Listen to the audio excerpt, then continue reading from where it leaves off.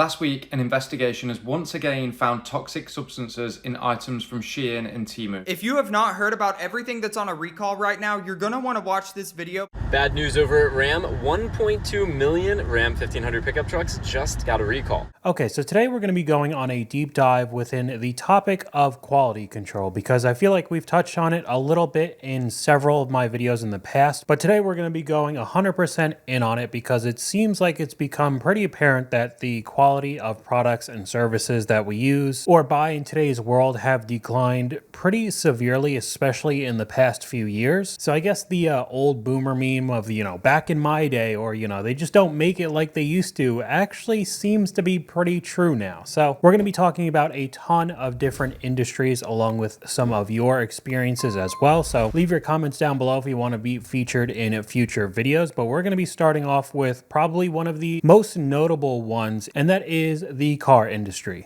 Bad news over at Ram. 1.2 million Ram 1500 pickup trucks just got a recall. This is the 44th major recall this year from Stellantis. That's the brand for Chrysler, Dodge, Jeep, and Ram. Ford is the only automaker that has more with 46 recalls, but this 1.2 million vehicle recall from Ram, yeah, it's pretty bad. The issue this time is that the software for the stability control system, well, it fails, and if that fails in a half-ton pickup truck, it can be pretty bad. What's bad about this recall is it's impacting 2019 to 2024 Ram 1500 pickups, and you can see here dealers have had some of these 2024s on their lot for upwards of 330 days, and oh yeah, you can get the dealer invoice price back at caredge.com. We have a comment on this video. I have a 2016 that just sits in the driveway because it has ABS issues and Dodge can't figure it out and says it's not safe to drive, so I had to tow it off of their lot because they wouldn't let him drive it off, but they don't know how to fix it. I think one of the biggest ones that have had noticeable problems is all the Stellantis manufacturers. The quality has tanked on a lot of these Dodges, the Rams, the Jeeps, and because of that, they're sitting on lots longer than any other car manufacturer. But I'm not here to bully just a couple of manufacturers. The National Highway Traffic Safety Administration issued multiple recalls last week, including notices for more than 98,000 Volkswagen ID4s, the electric crossover, because the door handles might open unexpectedly. Ford recalls Broncos, F-150s, Edges, and more Lincoln vehicles. Again, another 90,000 there. Toyota recalls 22 vehicle models for equipment issues, increasing the risk of a crash. BMW braking systems recall 1.5 million cars. Contributes to automakers' decision to cut back on 2024 outlook. So they know that it's so bad that their sales are not going to be looking good this year. Here's a whole bunch of articles that were literally posted within 2 days, September 9th to the 11th. Porsche recalls certain 2024 Taycans. Hyundai recalls a whole bunch of different cars, including Genesises as well. For a fuel pump failure, Mazda recalls some of their cars. Again, we have the ID4, almost 120,000 vehicles affected there. Jeep Wrangler, Gladiator are investigated for underhood fire allegations. And then again, the 1.2 million Dodge Ram 1500s again in 2 days, and we could just keep going. This is just another week worth. Again, all the Ford and Lincoln recalls. Jaguar recalls I-Pace electric SUV yet again. Chevy Silverado trucks recalled. Audi recalls the e-tron Quattro. Honda recalls the Acura ZDX. So I could almost guarantee you could go to any manufacturer and there are just recalls constantly. Now, some of these are pretty important, like the Audi one over brake pedal that may detach, that's pretty important, but some of them aren't that major of an issue. But this is just a lack of quality control with these vehicles going out of the plants. They're just constantly pumping these things out with ridiculous sticker prices and all this brand new tech and these new trim lines, and it just keeps getting more and more expensive. And at the same time, the quality of each one of these vehicles, doesn't matter what manufacturer, are just getting lower and lower. I mean, one of the biggest ones that you've probably heard of over the past couple years is all the Tesla panel gaps. It was honestly laughable how bad these were put together for a while, and a lot of this happened back in 2022, but you could still look it up today. There are people with issues now in 2024, so it's not as bad as it was a few years ago, but that's still happening on the regular. And I mean, we could talk about the reliability of all of these cars from all of these manufacturers again. All of these cars were much simpler back in the 2000s, even in the early 2010s. There was a lot less things that could break, and when it did break, it was much cheaper to fix than today. So dealerships aren't going to take the time to look at things necessary to say if it's cheaper or not. They're just going to sell you the most expensive thing that'll solve the problem. Oh, the engine's got a knock? Put a new engine in it. So the brand new Tundras are blowing engines like crazy. Something with the main bearings, maybe something with the oil. You know, the lowest I've seen, it had like 7,000 miles, and the engine blew up and started raw knocking.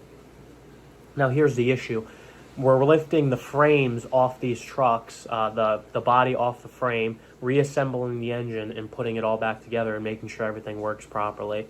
It's not going to work properly. As soon as everything's fucking disassembled from the factory, I mean, you pretty much just bought a lemon truck. These new Tundras should be under a lemon law. So it doesn't matter that you didn't buy an S-Class or a luxury vehicle with all this new cutting-edge tech that has the possibility of braking. You could get a reliable Civic or a supposedly reliable Tundra. Parts and labor are more expensive than it has ever been, and now you're being pushed to replace entire engines instead of fixing an individual problem. And clearly, that's going to be much more expensive. And if you want, you could look up tons of videos from mechanics talking about how unreliable any modern car is now compared to something 10, 15, 20 years ago. I'll link the video that we just watched in the description down below. I think that one's a really good one you should check out. But next is the longevity of any of these new vehicles. They're being built to almost be leases. You have them for 2 or 3 years and then you just get another one and you keep renting it from these dealerships you don't actually own. So they're not going to last forever. And anybody who wants to have their pickup truck or SUV or sedan to last 20, 25 years, you think it's really going to last that long without any major electrical problems when every single one of these have giant iPad infotainment screens where apparently now buttons in a car is like the devil. So everything has to be on this one single screen and you have to hope that this screen works perfectly without any mistakes or any faulty wiring or degradation for decades. Obviously, that's going to have some problems down the road, which won't be cheap at all. You could say the exact same thing about almost every car now being some sort of hybrid vehicle. And I get it, it's more efficient and good gas mileage. But again, if that battery goes sometime in the future, it's going to be a rude awakening when you have to replace one of those. These cars are just not built to last anymore.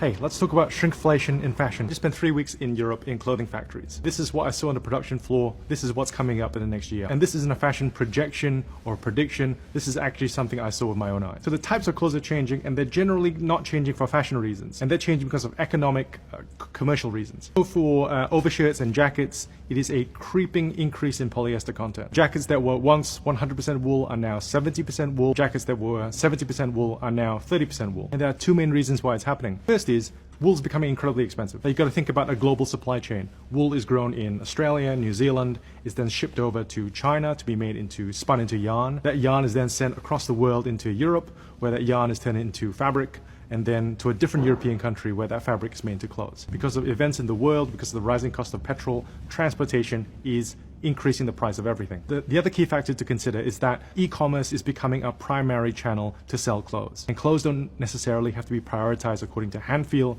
according to drape, and how it fits on you. It's how it looks on photos. And polyester can make clothes look really good because polyester adds stiffness, it adds sculptural shape. So when you take a photo and you put up a JPEG on a website, it looks really good. Unfortunately, you don't find out the hand feel until you get it and you've already paid for the item. And I'm a big fan of polyester when it has a functional use, like it adds durability to clothes.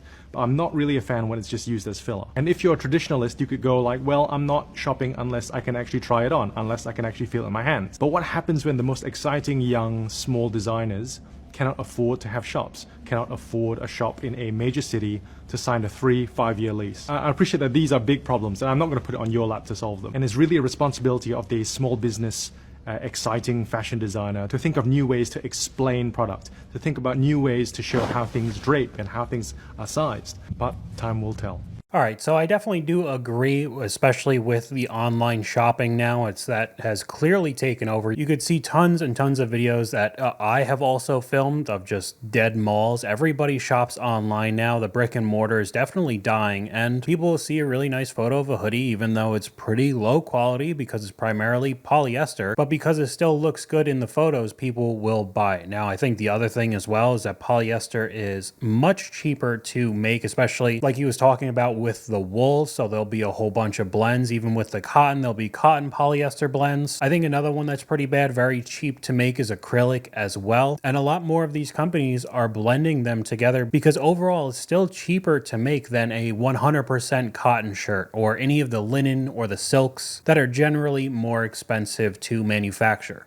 The reason why your polyester nylon athletic outfits, yoga outfits, start reeking really quickly is because those materials attract bacteria really well. That smell is from bacteria. Imagine that's on your skin and it's just a harbor of bacteria on your skin. So I'm definitely not trying to stand on a pedestal here. You have clearly seen from a lot of my videos that I primarily wear golf shirts and like the Hawaiian shirts like this. And virtually all of my golf shirts are some sort of polyester. I 100% agree with the guy because I've also had just plain polyester Under Armour shirts. And after a while, doesn't matter how much I washed and dried it, I'd pull it out of the dryer and it would smell. There's no real way of getting that out. And I know a lot of people will argue to just go and get 100% cotton t-shirts. I mean, generally they're pretty cheap, but at the same time, a lot of the colors could be dyed and there's a lot of chemicals in it. So it is kind of a mixed bag with that as well. But overall, they're very low quality. Shein and Temu type of manufacturers have definitely hurt the clothing market as a whole. Last week, an investigation has once again found toxic substances in items from Shein and Temu. Large quantities of phthalates, a chemical compound which makes plastic more flexible, and lead have been found in some of Shein's shoes. When I say toxic, I mean 11 to 229 times the legal limit. Now, the test was ran on 144 items and it was announced by the South Korean health authorities. Phthalates were found in items, and these are used in everyday items. They're in fragrance, they're in wrapping, but one of the pairs of shoes that was investigated found to have 229 times the legal limit of this. These substances can affect reproductive functions, infertility, and even premature births. Of course, it's not the first time that brands like Shein and Temu have had items found to contain toxic substances, and with Temu's 700% increase in traffic last year alone, it may mean that items that have already been bought may contain harmful substances too. If you or friends or people you know have bought from these brands before, please be careful and let's leave these brands alone going forward. So I know this is probably one of the biggest targets, and you've heard this for years now, especially with the Shein being very, very low quality, fast fashion. Same thing with Temu. Temu's a lot more of products added on top of that, but this goes for all fast fashion. So you're talking about the Forever 21 type of companies, H&M, where the retail is relatively low price compared to a lot of other competitors, but because of that, it is made very, very cheaply. A lot of the polyesters, a lot of the acrylics, a lot of the plastic instead of more natural materials. And then it doesn't really look like anything's changed when you see tons and tons of comments like this. As long as I pay less, I don't care, even though it is honestly proven to already be pretty unhealthy, but people just want to consume more and want to get the newest fashion trend, you know, some new top or these new pants. And because they see that it's unbelievably cheap, they'll just grab that and then get another thing and another and over and over and over, and then they have an entire wardrobe of very, very low quality items. And again, I'm not trying to make it like I'm some person who's making their own clothes in the background and I got some sheep in the backyard or something and I'm making my own wool shirts. And a lot of my clothes are that kind of polyester mix as well. And actually, on the contrary, even though I end up getting a lot of my clothes for cheap because I get most of it at thrift stores, some of these golf shirts that I have would retail for like $80, $90, or $100, even though they're polyester spandex mixes. So they're virtually stretchy plastic, and these companies want you to pay $100 a shirt for them. So we have a comment from one of you guys. Thanks for including the fashion aspect. Clothing is expensive and the quality has been declining and or is made with the same material content as their Amazon dupes. So we'll start talking about the more high end instead of the very cheap fast fashion Forever 21 type of brands. We've already featured this in one of my previous videos, but this is a woman who was talking about a Lululemon full zip jacket that she used for running. Now, Lululemon is definitely a much more expensive type of of athletic brand. I mean, a lot of people just wear it walking around now, but we've looked, their yoga pants are like $100. Their full zips are like $120, $140. Very, very expensive. And she shows the differences in the exact same jacket in 2 different colors. I believe she had the first one, she liked it for a while, and then she ended up getting a new one, and it was just completely different. The materials were harder, the zippers were much worse. You could see that it's just a worse quality in general, and especially for a very expensive brand like this, it's not like you're trying to get some Amazon basics or very, very cheap items. So obviously the zippers aren't going to be the best, or the material won't be the best. This is something that is, I would honestly say, borderline overpriced, and it's still declining in quality. So if you wanted to keep on the same subject of Amazon and online shopping, we could go to a lot of Louis Rossmann videos. Now, Amazon has definitely seen a decline, even though they've seen a significant increase over the past couple years, because a lot of these Temu, Shein, very low quality products from China have started to make it on the Amazon marketplace. And because people are more trusting on Amazon, especially in the US, they don't really pay attention that if you look at a lot of these companies, they're almost shell companies for extremely poorly made products, and as soon as they get in trouble, if they do get in trouble by Amazon, they just move on to another name and they go over and over again. Most likely you guys have heard of Louis Rossmann, but we could go over a couple of them. Amazon litter box fatally harms a cat. It's the sad end result of what I've talked about all year, because he's shown several different videos. This is somebody who bought a self-cleaning litter box from one of these companies who will come out of nowhere and magically have thousands and thousands of reviews of 5 stars, even though when you start really looking at a lot of these reviews, you could see that they're all bots, but it's basically not regulated by Amazon at all. So if you search that up on Amazon, this will pop up right away. And that's how a lot of people buy items. Just the first thing that they see a whole bunch of 4.5 and above stars with thousands of reviews, and people will just buy it just like that. We also have another video with them selling dangerous electrical crimps, again from the same companies that are very, very cheap quality. He proves it in this video and how dangerous they could be, and basically nothing is done on Amazon. When you see the next video, Amazon sellers bribe customers for good reviews, and then Amazon does nothing. There's literal proof of them getting fake reviews from bots or actually trying to bribe customers to make it seem like real people actually want these items. And again, there's no slap on the wrist. And maybe if there are so many different shell accounts that they'll just move over to the next one and keep selling these very low quality products over and over again. There's another article that I found, how to suss out fake beauty products on Amazon. Now, I remember hearing maybe a couple years ago, there was some sort of, I would assume, very expensive makeup from Kylie Jenner that was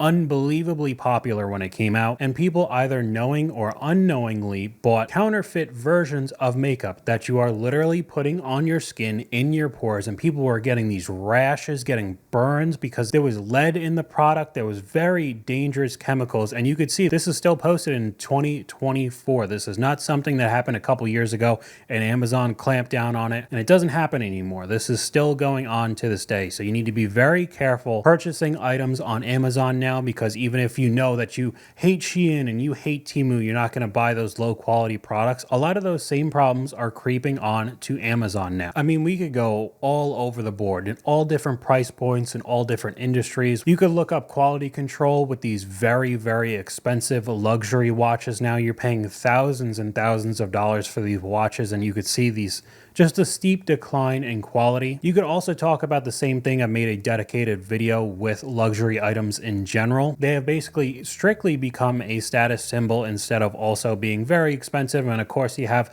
the logo or the monogram, so everybody knows that you have something that's hundreds and thousands of dollars, but at least the quality of the materials were there. It's something that would last a long time, and that's just not really the case now. We could go to Sony PlayStation controllers, where the stick drift is something that has been a common problem for years, and the solution for PlayStation is them having a warranty under the controllers, but of course it's extremely difficult to send it back. You could opt into buying a $200 Pro controller where the analog sticks are actually detachable, but the analog sticks are virtually always sold out on their website, so you couldn't actually replace it if you wanted to. It just brings in a culture of as soon as something starts going wrong or starts breaking under warranty, just buy a brand new one instead. If you wanted to, you could talk about the drop in quality in streaming services. Everybody knows that TV is dying, so streaming services have become the new TV, and because of that, almost every channel now has to have their own streaming services, and you're just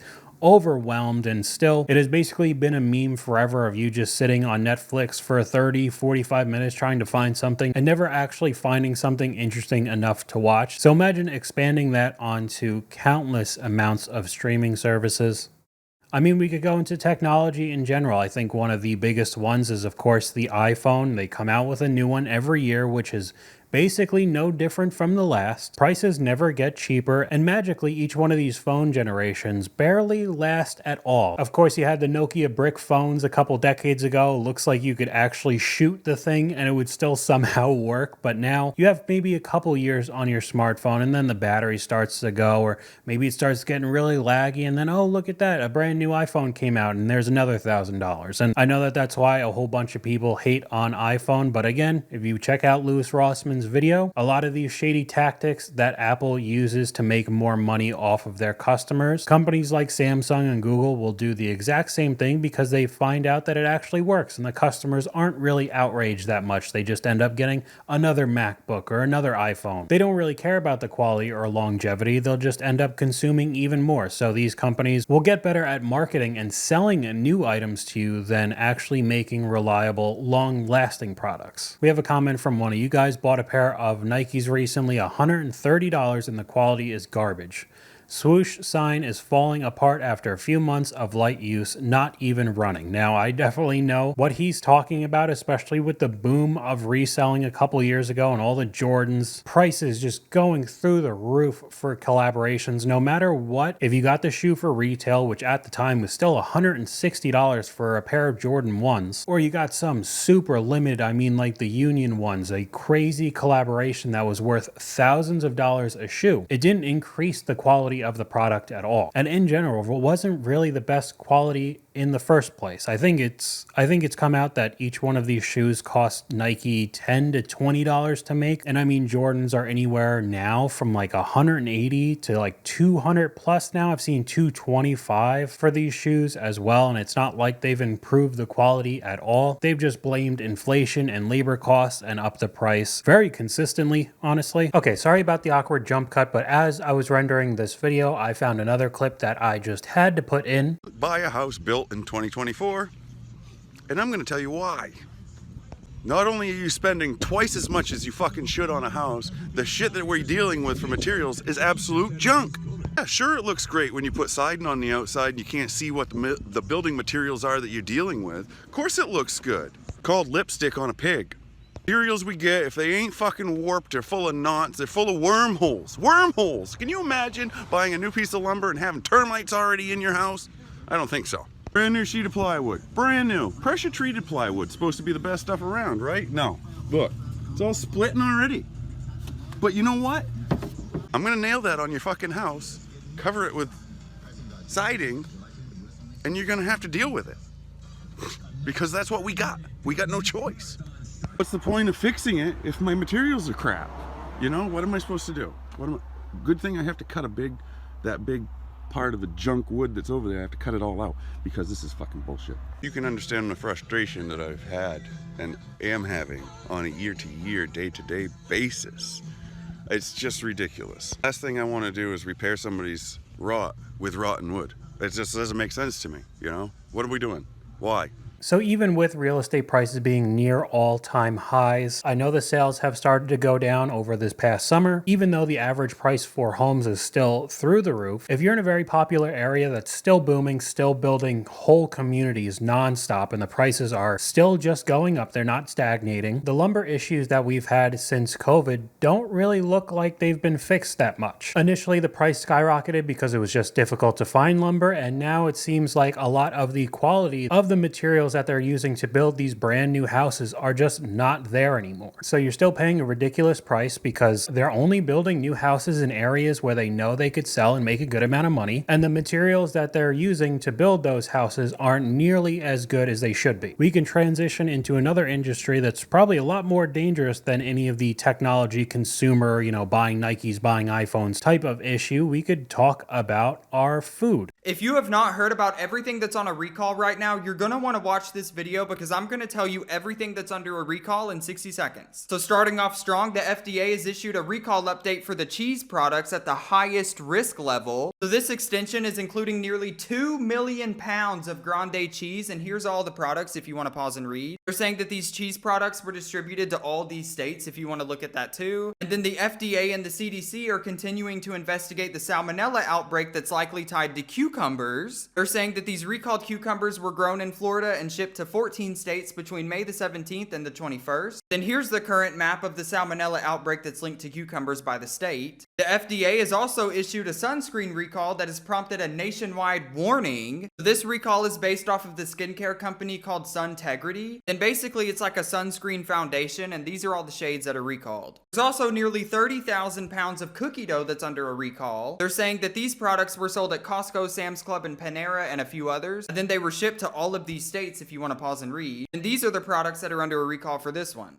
So we have a comment from one of you guys talking about this exact topic. You should make a follow-up video talking about the recent boar's head listeria outbreak. It's been a shock to many that such a premium brand's facility has been lacking in basic safety and quality control. Unfortunately, going forward, I think reduction in safety standards will be yet another major piece to watch out for when buying goods and foods, along with inflated prices and decreasing quality of ingredients we've been dealing with. So if you didn't hear about this, and first, right off the bat, boar's head meats are definitely more expensive than most meats you're going to find at any one of these stores. I actually didn't know this, so I ended up looking this up. Boar's Head plant in Virginia, linked to the largest listeria outbreak in more than a decade, will close indefinitely, and the company has said Friday after inspections at the facility revealed black mold, mildew, bugs, and unsanitary conditions that could be blamed for the dozens of hospitalizations and 9 deaths linked to this outbreak.